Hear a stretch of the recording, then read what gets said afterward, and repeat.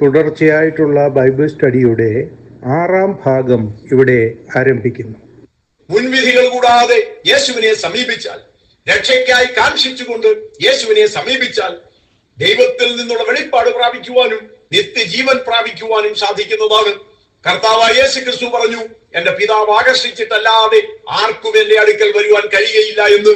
എന്നാൽ പിതാവ് ഏവരെയും ആകർഷിക്കുവാൻ തയ്യാറാണ്, ഏവരെയും സ്വീകരിക്കുവാൻ തയ്യാറാണ്. അവനെ കൈക്കൊണ്ട് അവന്റെ നാമത്തിൽ വിശ്വസിക്കുന്ന ഏവർക്കും ദൈവമക്കളാകുവാൻ അവൻ അധികാരം കൊടുത്തിരിക്കുകയുമാണ്. എന്നാൽ യേശുവിനെ അറിയേണ്ടതുപോലെ അറിയുക, യേശുവാണ് ഏകരക്ഷിതാവ് എന്ന വസ്തുത മനസ്സിലാക്കുക, യേശുവിനെ രക്ഷിതാവായി സ്വീകരിക്കുക, രക്ഷയ്ക്കായി യേശുവിൽ മാത്രം ആശ്രയിക്കുക. അതാണ് രക്ഷയ്ക്കുള്ള ശരിയായ വഴി.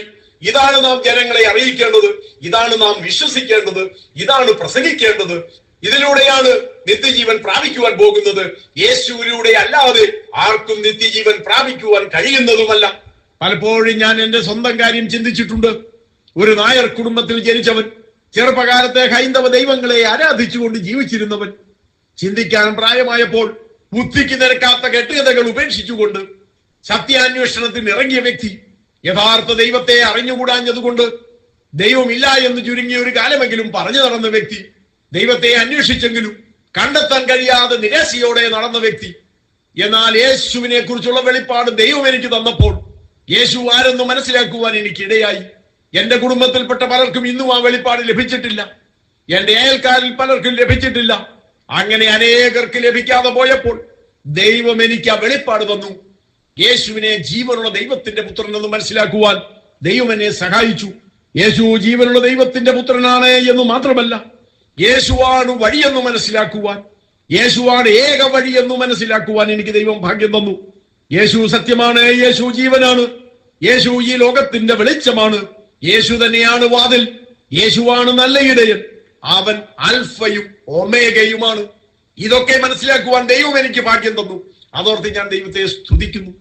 യേശുവിനെ യോഹന്നാനാണെന്ന് മനസ്സിലാക്കിക്കൊണ്ട് ജീവിക്കുന്നവരുടെ ഇടയിൽ, യേശു ഏലിയാവാണ് എന്ന് കരുതുന്നവരുടെ മധ്യത്തിൽ, യേശു യിരെമ്യാവോ പ്രവാചകന്മാരിൽ ഒരുത്തനോ ആണ് എന്ന് ധരിച്ചു വച്ചിരിക്കുന്നവരുടെ ഇടയിൽ, യേശു ജീവനുള്ള ദൈവത്തിന്റെ പുത്രനാണ്, വരുവാനുള്ള മിശിഹായാണ് എന്ന് മനസ്സിലാക്കുവാനുള്ള ഭാഗ്യം പത്രോസിന് ലഭിക്കുകയുണ്ടായി. അതുകൊണ്ട് യേശു പത്രോസിനോട് പറയുന്നു, പത്രോസേ, നിനക്കിത് വെളിപ്പെടുത്തി തന്നത് സ്വർഗീയനായ പിതാപത്രേ, നീ പത്രോസാകുന്നു, ഈ പാറമേൽ എന്റെ സഭയെ ഞാൻ പണിയും, പാതാള ഗോപുരങ്ങൾ അതിനെ ജയിക്കയില്ല. യേശുവിനെ കുറിച്ച് നിങ്ങൾക്ക് എന്തു തോന്നുന്നു? ഈ ലോകത്തിലേക്ക് നോക്കിയാൽ കൈസരിയുടെ അവസ്ഥയാണ് അവിടെയുള്ളത്. ലോകമടക്കി ഭരിക്കുന്ന കൈസരുടെ പ്രതിമയുള്ള സ്ഥലമാണ് കൈസരിയ. സംഗീതക്കാരുടെ ദേവൻ, ഇടയന്മാരുടെ ദേവൻ, ഓടക്കുഴ കണ്ടുപിടിച്ച ദേവൻ, അങ്ങനെ ശ്രേഷ്ഠനായ ദേവനായ പാനുള്ള സ്ഥലമാണ് കൈസരിയ. ബാൽദേവന്റെ 14 ക്ഷേത്രമുള്ള സ്ഥലമാണ് കൈസരിയ. യോർദാൻ നദി ഉത്ഭവിക്കുന്ന സ്ഥലമാണ് കൈസരിയ. അത്രമാത്രം ശ്രേഷ്ഠമായ ഒരു സ്ഥലത്ത് എന്നെ കുറിച്ച് ജനങ്ങൾ എന്തു പറയുന്നു എന്ന് ചോദിച്ചുകൊണ്ട് നിൽക്കുന്ന ഈ നാസറേയനായ യേശുവിനെ നിങ്ങൾ കാണുന്നുണ്ടോ? ആ യേശുവിനെ കുറിച്ച് എന്താണ് നിങ്ങൾക്ക് പറയുവാനുള്ളത്? കൈസറുടെ പ്രഭയിൽ യേശുവിന്റെ പ്രഭ മുങ്ങിപ്പോകുന്നുണ്ടോ? മഹാനായ ദൈവമായ പാലിന്റെ ആ ശക്തിയിൽ യേശുവിന്റെ ശക്തി ഇല്ലാതെയാകുന്നുണ്ടോ? ബാൽദേവന്റെ 14 ക്ഷേത്രങ്ങളുടെ മുമ്പിൽ ഞാൻ ആരെ എന്ന് ചോദിച്ചു നിൽക്കുന്ന യേശു നിഷ്പ്രഭനായി തീരുന്നുണ്ടോ? യഹൂദന്മാർക്ക് അവരുടെ പ്രത്യാശയായി യേശുവാണോ അതോ യോർദാൻ നദിയാണോ വലുത്? ഈ ലോകത്തിൽ പലതും നമുക്ക് വലുതായി തോന്നി എന്ന് വരാം. ചിലർക്കൊരു മന്ത്രിയുടെ സൗഹൃദം, അല്ലെങ്കിൽ ഒരു രാഷ്ട്രീയ പാർട്ടിയുടെ ഉയർന്ന സ്ഥാനം, അതൊക്കെയാണ് വലുതായി തോന്നുന്നത്. ചിലർക്ക് പള്ളിയിലെ പ്രാമാണിത്യമാണ് പ്രാധാന്യമായി തോന്നുന്നത്. ഞാൻ പള്ളിയിലെ കൈക്കാരനാണ് എന്ന് പറയുമ്പോൾ ചിലർ വളരെ അഭിമാനത്തോടെയാണ് പറയുന്നത്. ഒരിക്കൽ സുവിശേഷവുമായി ഞാൻ ഒരു വീട്ടിൽ ചെന്നപ്പോൾ അവിടുത്തെ ആ പിതാവിനോട് പറഞ്ഞു, ഇവിടെ ഒരു അച്ഛനുണ്ട് എന്ന് പറഞ്ഞാൽ ആ പിതാവിന്റെ മകൻ ഒരു CSI അച്ഛനാണ്. അതാണ് അദ്ദേഹം പറഞ്ഞത്. ഈ വീട്ടിൽ ഒരു അച്ഛനുണ്ട്, പിന്നെ എന്ത് സുവിശേഷവുമായിട്ടാണ് നിങ്ങൾ ഇങ്ങോട്ട് വന്നത്? ആ പിതാവിനുള്ള അഭിമാനം അദ്ദേഹത്തിന്റെ മകൻ ഒരു അച്ഛനാണ് എന്നതായിരുന്നു. ഇതിൽ ഏതിലാണ് നാം അഭിമാനം കൊള്ളുന്നത്? കൈസറിൽ അഭയം ചൊല്ലിയാൽ കൈസർ നിന്നെ രക്ഷിക്കയില്ല. പാനിന്റെ പിന്നാലെ പോയത് കൊണ്ട് പാൻ നിന്നെ രക്ഷിക്കയില്ല. ബാൽദേവന് രക്ഷിക്കാൻ കഴിയുകയില്ല എന്ന് ഏലിയാവ് തന്നെ തെളിയിച്ചിട്ടുള്ളതാണ്. യോർദാൻ നദിയിൽ വന്ന് നയമാൻ കുഷ്ഠം മാറിയവനായി പോയെങ്കിലും ആ പാലസ്തീൻ നാട്ടിൽ യഹൂദന്മാരുടെ ഇടയിൽ 100 ആയിരക്കണക്കിന് കുഷ്ഠരോഗികൾ ഉണ്ടായിരുന്നു. പക്ഷെ അവരുടെ ആരുടെയും കുഷ്ഠം സൗഖ്യമായില്ല. നാം എന്തിലൊക്കെയാണ് പ്രത്യാശ വെക്കുന്നത്? നമ്മുടെ പ്രത്യാശ ജീവനുള്ള ദൈവത്തിലാണോ ജീവദായകനായ യേശുവിലാണോ, അതോ വ്യർത്ഥമായ എന്തെങ്കിലുമൊക്കെ കാര്യങ്ങളിലാണോ? കൈസറിലാണ് നമ്മുടെ പ്രത്യാശയെങ്കിൽ കൈസർ നമ്മെ രക്ഷിക്കുകയില്ലെന്ന് മനസ്സിലാക്കിക്കൊള്ളുക. പാൻദേവനോ ബാൽദേവനോ നമ്മെ രക്ഷിക്കാനാവില്ല. യോർദാൻ നദിക്ക് നമ്മുടെ പാപങ്ങളെ ശുദ്ധീകരിക്കുവാനുള്ള കഴിവില്ല. നമ്മുടെ പ്രത്യാശ എന്തിലാണ്? ഈ ലോകത്തിൽ മാത്രമാണ് നമ്മുടെ പ്രത്യാശയെങ്കിൽ നാം സകല മനുഷ്യരിലും അനിഷ്ടരത്രേ. യേശുവിനെ ജീവനുള്ള ദൈവത്തിന്റെ പുത്രനാണ് എന്ന് വെളിപ്പാടിനാൽ ഗ്രഹിക്കുവാൻ പത്രോസിന് കഴിഞ്ഞതുപോലെ ഒരു വെളിപ്പാടാണ് നമുക്കിന്ന് ആവശ്യമായിരിക്കുന്നത്.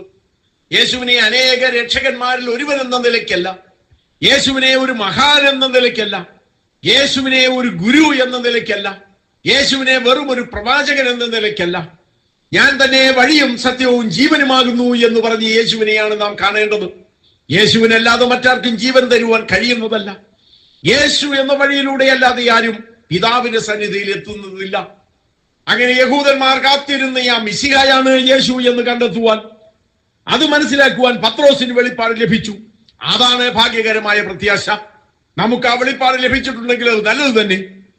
എന്നാൽ നമ്മിൽ ആർക്കെങ്കിലും യേശുവിനെ ജീവനുള്ള ദൈവത്തിന്റെ പുത്രൻ എന്ന വെളിപ്പാട് ലഭിക്കുവാൻ, യേശുവിനെ ഏകരക്ഷകൻ എന്ന് മനസ്സിലാക്കുവാൻ, നമുക്ക് വേണ്ടി കാൽവറിയിൽ യാഗമായി തീർന്നവനാണ് യേശു എന്ന് മനസ്സിലാക്കുവാൻ, ആ കാൽവറി യാഗത്തിലൂടെ അല്ലാതെ നമുക്ക് രക്ഷ പ്രാപിക്കുവാൻ കഴിയുകയില്ല എന്ന് മനസ്സിലാക്കുവാൻ നമുക്ക് കഴിഞ്ഞാൽ അതാണ് ഏറ്റവും ഭാഗ്യകരമായ അവസ്ഥ.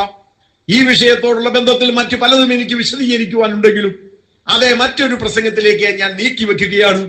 നീ പത്രോസാകുന്നു, ഈ പറമേൽ ഞാൻ എന്റെ സഭയെ പണിയും, പാതാള ഗോപുരങ്ങൾ അതിനെ ജയിക്കില്ല എന്ന് യേശു എന്തുകൊണ്ട് പറഞ്ഞു എന്ന് മറ്റൊരു പ്രസംഗത്തിലൂടെ ഞാൻ വിശദീകരിക്കുവാൻ ആഗ്രഹിക്കുകയാണ്. എന്നാൽ ഈ പ്രസംഗം ഇവിടെ കൺക്ലൂഡ് ചെയ്യുന്നതിന് മുൻപായി ഞാൻ ഒരിക്കൽ കൂടെ നിങ്ങളോട് ചോദിക്കട്ടെ, യേശുവിനെ കുറിച്ച് നിങ്ങൾക്ക് എന്താണ് പറയാനുള്ളത്? ബാൽദേവന്റെ പ്രഭയിൽ, അല്ലെ പാനിന്റെയും റോമാ സാമ്രാജ്യത്തിന്റെയും റോമൻ ചക്രവർത്തിയുടെയും ഒക്കെ മഹത്വത്തിന്റെ മുമ്പിൽ യേശുവിന്റെ മഹത്വം നിങ്ങൾ കാണാതെ പോകരുത്. ആരെല്ലാം എത്രത്തോളം മഹത്വത്തിൽ നിന്നാലും യേശുവിന് തുല്യം യേശു മാത്രം.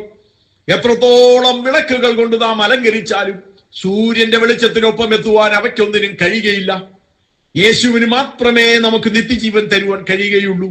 ഞാൻ തന്നെ വഴിയും സത്യവും ജീവനുമാകുന്നു എന്ന് പറഞ്ഞ യേശുവിലേക്ക് നമുക്ക് നോക്കുവാനും യേശുവിലൂടെ മാത്രം ലഭിക്കുന്നതായ നിത്യരക്ഷ പ്രാപിക്കുവാനും ദൈവം നമ്മെ സഹായിക്കട്ടെ എന്ന് പ്രാർത്ഥിച്ചുകൊണ്ട് ഞാൻ ഈ പ്രസംഗം ഇവിടെ കൺക്ലൂഡ് ചെയ്യുകയാണ്. ദൈവം നിങ്ങളെ അനുഗ്രഹിക്കട്ടെ. ഇത്രയും സമയം ഈ സന്ദേശം ശ്രദ്ധിക്കുവാൻ സന്മനസ് കാണിച്ച എല്ലാ പ്രിയപ്പെട്ടവരെയും ദൈവം ധാരാളമായി അനുഗ്രഹിക്കട്ടെ.